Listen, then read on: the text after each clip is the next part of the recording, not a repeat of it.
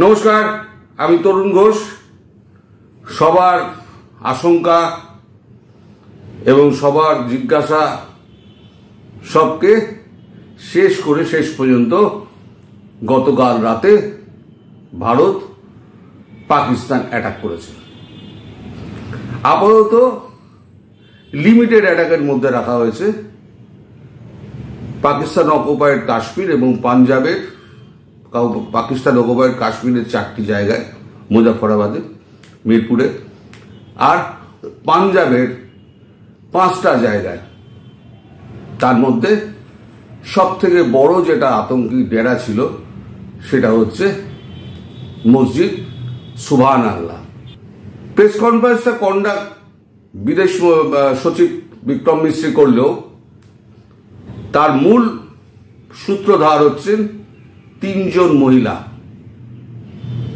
এই 3 জন মহিলাকে দিয়ে করানোর অর্থ হচ্ছে একজন হচ্ছেন আর্ম ফোর্সেস, একজন হচ্ছেন নেভি এবং একজন হচ্ছেন এয়ার ফোর্সের চিফ, ওপরের দিকে যিনি রয়েছেন।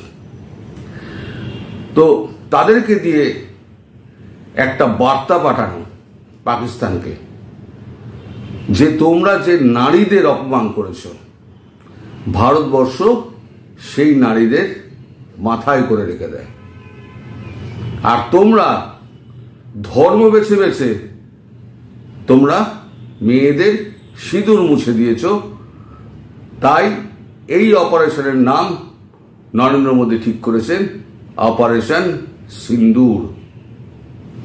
তুমি আমার সিঁদুর মিটিয়েছ ধর্মের নামে, সেই ধর্ম দিয়ে আমি তোমায় আঘাত করলাম।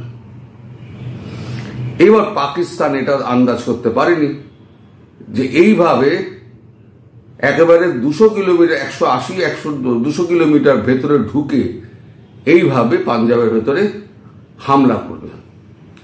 পাকিস্তান ভেবেছিল যে আমাদের যে সমস্ত এগুলো রয়েছে, ইনস্টলেশনগুলো রয়েছে বর্ডারের কাছে সন্ত্রাসবাদীদের, সেখান থেকে তাদেরকে সরিয়ে দাও, সরিয়ে দিয়ে মেন জায়গাগুলো রাখো। যে মেন জায়গাগুলো রাখা হয়েছিল সেই 9টা জায়গায় উড়িয়ে দেওয়া হয়েছে। এবং এই যে মসজিদ সুবহান আল্লাহ, এই মসজিদ সুবহান আল্লাহতে সমস্ত ধর্মের পাঠ পড়ানো হতো এবং 72 হুরের স্বপ্ন এখানে দেখানো হতো। এটা ইন্টেলিজেন্সের খবর।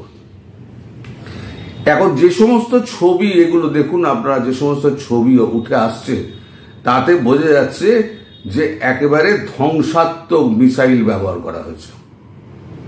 এখন পাকিস্তান কি করবে? পাকিস্তানের এখন যে অবস্থা, ভারত এমন জায়গায় পাকিস্তানকে নিয়ে গিয়েছে, পাকিস্তানের রিটালিয়েট করা ছাড়া কোনো উপায় নেই। কারণ ওদিকে সিন্ধে গন্ডগোল, ওদিকে বালুচিস্তানে গন্ডগোল, আফগানিস্তানে গন্ডগোল, দেশের মধ্যে জেনারেল আসিফ মুনির তার তক্তা নড়বড়ে হয়ে গেছে। তিনি পাঞ্জাবের বাসিন্দা হলো, পাঞ্জাবে তার সমর্থন ক্রমশ হ্রাস পাচ্ছে। এই অবস্থায় তিনি একটা মিটিংয়ে বলেছিলেন হিন্দু মুসলমান আমরা একসঙ্গে থাকতে পারি না। 1947 সালে যে দেশভাগ হয়েছিল ধর্মের ভিত্তিতে, সেটা ঠিক আছে। তিনি 18 তারিখ ওই প্রেস কনফারেন্স করেছিলেন, 22 এপ্রিল 18 এপ্রিল প্রেস কনফারেন্স করেছিলেন, 22 এপ্রিল পহেলগাঁও অ্যাটাক হয়। মোদীজি একটা দিয়েছিলেন, ইঙ্গিত দিয়েছিলেন যে 13 মধ্যে কিন্তু কাজ হবে, যা হবে। আজকে দেখুন ঠিক 13 দিন, কাল রাত্রিবেলা হচ্ছে 12 দিন থেকে পেরিয়ে 13 দিন। কাল রাত্রি 12টার পর থেকে 1:30টা অবধি এই সমস্ত কর্মকাণ্ড হয়েছে। এবার পাকিস্তানের ব্যাপার যেটা বলছিলেন, পাকিস্তান এখন পুরো কোণঠাসা হয়ে গিয়েছে। আসিফ মুনিরের এখন পালানোর পথ নেই। আসিফ মুনির যদি এখন চুপচাপ বসে থাকেন তাহলে দেশের মানুষ প্রশ্ন করবে যে বাজেটের 50% টাকা যে তোমরা সেনাবাহিনীর পেছনে খরচা করো, তাহলে সেই 50% টাকা আমরা দেবো কেন? আর এত বড় সেনাবাহিনী পুষে লাভ কি? আমার ঘরে ঢুকে যখন বেড়ে চলে যাচ্ছে ভারত। ফলে পাকিস্তানকে রিটালিয়েট করতে হবে। এখন পাকিস্তান যদি রিটালিয়েট করে তাহলে পরে কোন কোন জায়গায় করতে পারে? আমাদের এখানে তো কোনো সন্ত্রাসবাদী নেই, তাহলে তাকে করতে হবে কোথায়?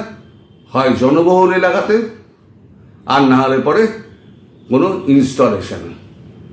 আর সেটা করা মানে Bharat full fledged war declare করে দেবে। ভারত এটাই চাইছে, তুমি আক্রমণ করো, তুমি আক্রমণ করে আমার দেশের কিছু সম্পত্তি তুমি ধ্বংস করো, কিছু প্রাণনাশ তুমি যদি করতে পারো করো। আর যদি তুমি ওই নিউক্লিয়ার দেখাচ্ছ না, সেই নিউক্লিয়ারের ভয় পাকিস্তান আর দেখাবে না। এই হামলার পর অন্তত পাকিস্তানের মুখ পুড়েছে, পাকিস্তান অন্তত আর নিউক্লিয়ার নিয়ে আর কোনো কথা বলবে না। যদিও বা ধরে নিউক্লিয়ার মারল, তর্কের খাতিরে ধরে নিচ্ছি, কারণ সেটা কখনো বিশ্ব মারতে দেবে না।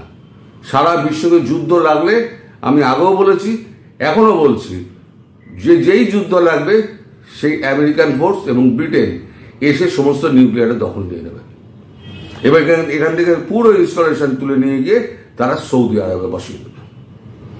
ফলে পাকিস্তানের এখন যে অবস্থা, পাকিস্তান ওদিক দিয়ে মার খাচ্ছে। বালুচিস্তান তো পুরো একদম এখন তো ফাঁকা হয়ে গেছে, বালুচিস্তান পুরো ফোর্স এদিকে চলে এসছে।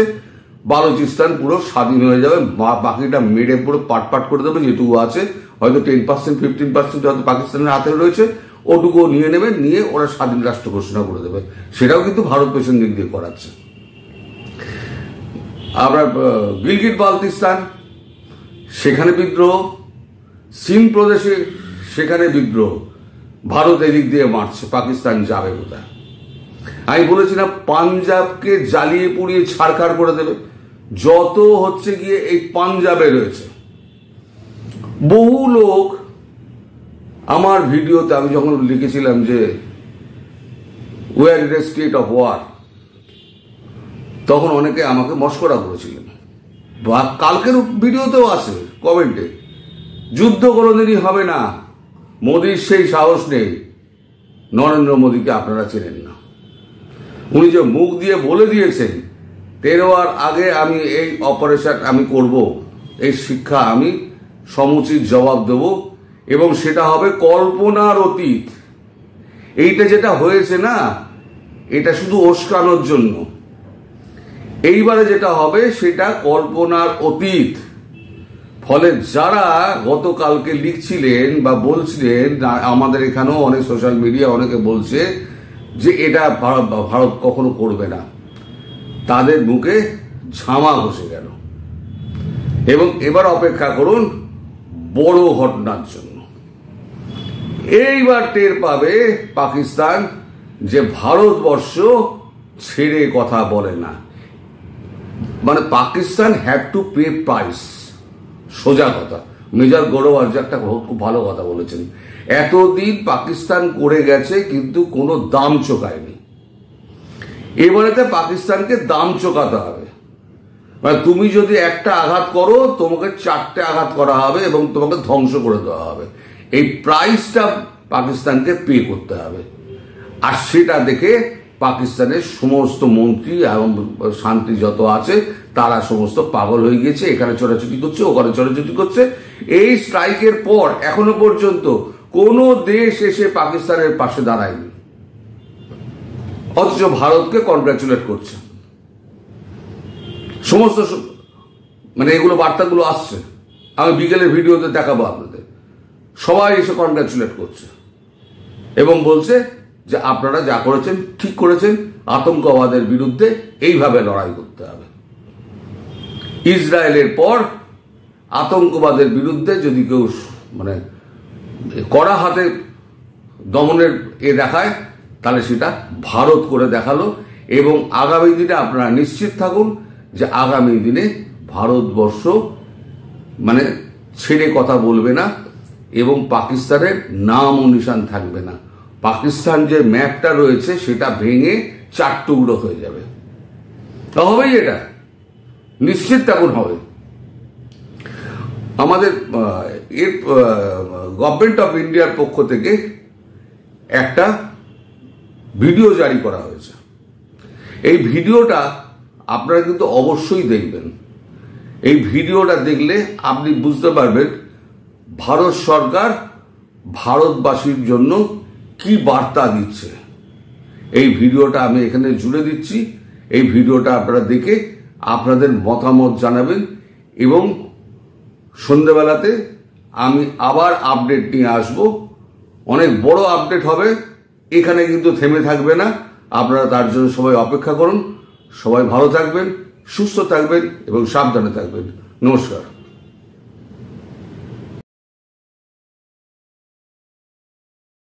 Responding to air raid alarms, blackout action plan. When life feels peaceful, families dining, children playing, markets buzzing, it's easy to forget how fragile that peace is. At the moment an air raid siren pierces the calm, everything changes. India's safety doesn't begin at the border. It begins with you. When you hear the siren, act fast. Turn off all lights, fans and appliances. Draw the curtains. Shut the windows. Even a single spark can guide the enemy. This isn't panic. This is preparedness. The strength of a nation that knows how to protect its own. Teach your children what to do. A child pulls the curtain. A teen helps their grandparents turn off the lights. A family sits in silence, calm, composed, ready. Across the city, the spirit awakens. Volunteers check rooftops for light leaks. Women check on elderly neighbors. Soldiers at the border, calm, alert, unwavering.